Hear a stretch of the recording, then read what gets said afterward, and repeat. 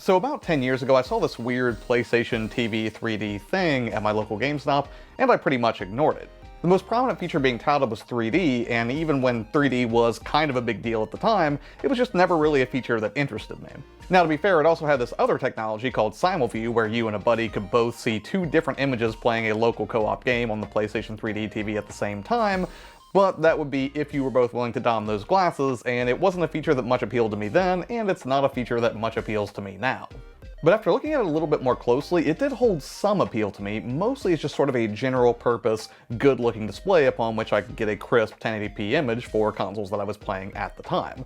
Not to mention, since it seemed to be fairly portable at 24 inches, it would be a kind of TV that I could take comfortably over to like friends' houses for like, co-op play or, a console LAN party or something like that. So considering I never really made a video on this aging PlayStation 3D TV that I picked up, I figured now would be as good a time as any to go ahead and make a video about it. And that's probably the best place to start because this is not a PlayStation TV, rather this is a PlayStation TV which allowed you to play PlayStation Vita games on your television. But a lot of people just sort of colloquially refer to this as the PlayStation TV. Its real name is the PlayStation 3D Display. Now that's a name that really doesn't roll off the tongue, but it is an accurate one because this thing has no native ability to accept the television signal, and beyond that, it doesn't even come with a remote, which really kind of drives the point home, I think. But for my purposes, and I think a lot of people, that probably wasn't a deal breaker. But what might have been a deal breaker was the $500 price tag. Don't get me wrong, I know Sony makes great TVs and displays, I'm not going to dispute that, but at the same time, for $500, even back around 2011, 2012, I could have gotten a much bigger, much nicer TV for that amount of dough. However, when I found one on sale at my local Best Buy for around $150, I just couldn't pass it up, because I figured at the very least it would be an interesting novelty for my collection, but then beyond that, it would probably be a great display just for gaming period, and maybe in a pinch it could double as a secondary monitor for my computer. I would go on to find out that it's really just an okay computer monitor. I mean, it is serviceable in a pinch, but at the same time, text doesn't really look exceptionally good on it, so if you're looking to use this for like a productivity reason, it would probably not be the best bet. However, I would say that if your primary aim is using it for its intended purpose, which is gaming, this thing was, and still is, pretty great. For starters, it's a 24-inch 1080p display that comes in at about 12 pounds, and it has a really sturdy base that features about 15 degrees of tilt. On the I/O side, you'll find two HDMI ports, a component input, and also a headphone out. It also comes with a set of 3D glasses, which worked really well when I tested them, but considering I've spent almost time with it, again because it's a feature that really didn't much appeal to me, I'm not going to be discussing it in any significant way here because, again, I've barely spent any time using that functionality, and I suspect not a lot of people are really pumped for 3D gaming anyways. So since I was always most interested in using it as just a traditional gaming monitor, how is playing games on this thing? So recently I snatched up a copy of Silent Hill 4, the final one that I was missing from my collection of the mainline entries, and I was really excited to play it on original hardware. But unfortunately I had some trouble cobbling together all of the pieces for my PS2 Slim to function in the best way that I would want to experience that game, so instead I ended up doing exactly what I said I would do in one of those previous videos. I broke out the PS3 fab backward compatible. Which admittedly is something I don't like to do very often considering those things are basically ticking time bombs that will eventually die and get a yellow light of death, but nonetheless for the purposes of making this video, I figured it would be a good idea to go ahead and hook it up to the display and kind of test a range of PlayStation 1 through PlayStation 3 games to see how they look on this display that is, again, at this point, basically a decade old. And since I needed to film some B-roll anyways for some other PlayStation videos that I'm working on, this seemed like as good a time as any to break this thing out, test it, and kind of see how it held up after, again, over 10 years. And I'm happy to report it does hold up pretty well. Now don't get me wrong, the colors aren't HDR or anything, but they are reasonably vibrant, and even without technologies like local dimming, the LCD can deal with dark scenes pretty well. The drawback here is that the display is just about the glossiest screen I've ever seen, so if you have even a little bit of ambient light behind you, it can be super distracting, particularly in dark scenes. Filming this thing was an absolute nightmare because I just had to constantly keep repositioning the lighting to stop catching myself on the reflection when I was trying to get gameplay captured, so yeah, something to be aware of. Unless you're playing this in a super dark room, you're likely going to get some ambient light reflections, so, be aware of that. But putting aside the glare problem, if you can play this in a darkened room or just playing really bright games in a well-lit room, the PlayStation 3D display is still pretty great at producing colorful, crisp images up to 1080p on its 24-inch screen. Which brings us back to connectivity options. You can only hook up HDMI or component cables to this thing. All of the footage that you're seeing here is the PlayStation 3 producing a 1080p image over HDMI, and while obviously HD content looks the best here, I found that upscaled PS1 and PS2 games look pretty good too.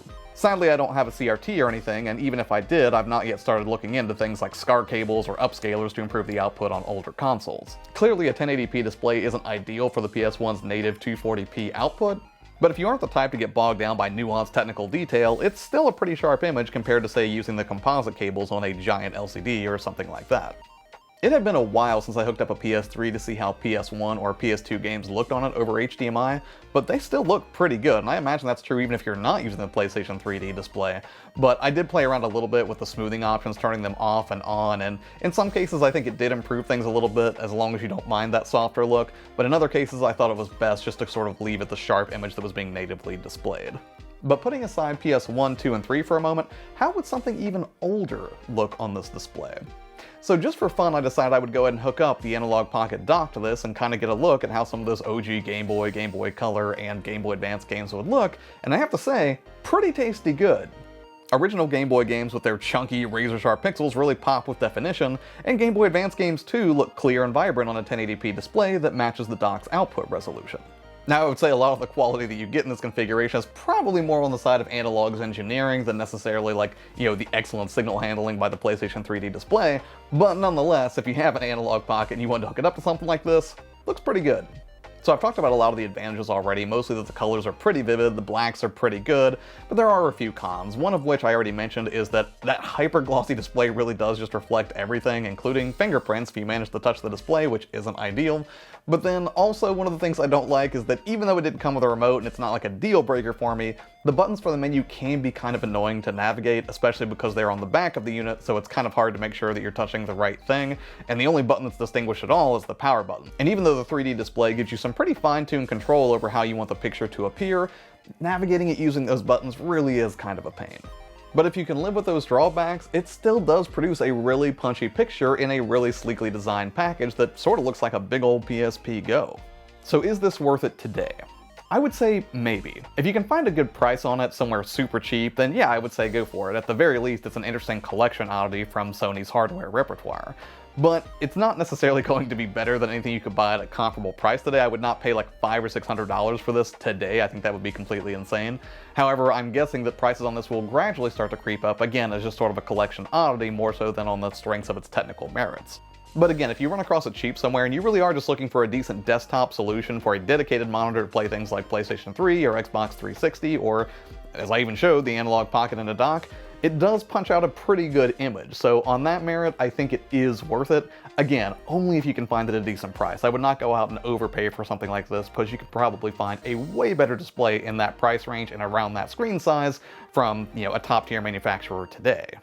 And really that's about it for this one. I was actually messing around with another video and I realized I'd never really talked about this weird sort of display that I picked up over a decade ago, and it's still serving me well today, so at the very least it seems to be reliable, which is surprising because some people did report that this does have some reliability issues, kind of like the early PlayStation 3s did. Thankfully I've not run into them yet, but we'll see how long it lasts moving forward. But anyways, what do you think about the PlayStation 3D display? Is it something that you already have in your collection, something you wouldn't mind adding to it? If so, let me know in the comments below. Would love to hear your thoughts on this, or if you've ever even seen it before. As always, thanks for taking the time out of your day to watch these videos. It means a lot to me. Have an amazing day, and I'll see you on the next one. Bye.